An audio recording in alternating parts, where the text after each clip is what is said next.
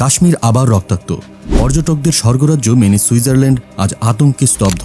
ভারত পাকিস্তান সীমান্তে যুদ্ধের ছায়া কি আবার ঘনাচ্ছে? চোখ রাখুন এই প্রতিবেদনের শেষ পর্যন্ত। কাশ্মীরের পহেলগাম, যেখানে বরফে ঢাকা পাহাড় আর পাইনবনের সৌন্দর্যে হারিয়ে যেত হাজারো পর্যটক। মিনি সুইজারল্যান্ড খ্যাত এই অঞ্চল সম্প্রতি হয়ে উঠেছিল শান্তির প্রতীক। ভারতের প্রধানমন্ত্রী মোদী ঘোষণাও দিয়েছিলেন এখন কাশ্মীর জঙ্গিমুক্ত। কিন্তু মাত্র এক সন্ধ্যায় সব বদলে গেল। মঙ্গলবার পাহাড়ের নিস্তব্ধতা চিরে হঠাৎ গর্জে ওঠে গুলি। পর্যটকদের ওপরে নির্বিচারে ঝাঁপিয়ে পড়ে অজ্ঞাত বন্দুকধারীরা। নিহত ২৬ জন, আহত ১৭। বেঁচে ফেরা একজন নারী পর্যটক বলেন, ওরা শুধু পুরুষদের লক্ষ্য করেই গুলি চালায়। তার চোখের সামনে মারা গেলেন স্বামী, মাথায় গুলিবিদ্ধ হয়ে।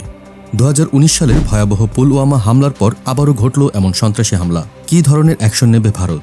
রেজিস্ট্যান্স ফ্রন্ট নামের এক গোষ্ঠী দায় স্বীকার করেছে। তাদের দাবি, কাশ্মীরে ৮৫,০০০ বহিরাগতদের স্থায়ী বসবাসই নাকি এই হামলার মূল কারণ।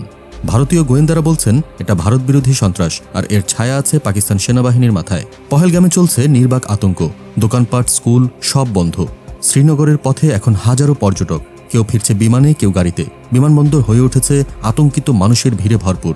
ভারতের প্রতিরক্ষামন্ত্রী রাজনাথ সিং দিল্লি থেকে জানিয়েছেন, এই বর্বরতার জবাব দিতেই হবে। এদিকে পাকিস্তান বলছে, আমরা গভীরভাবে উদ্বিগ্ন।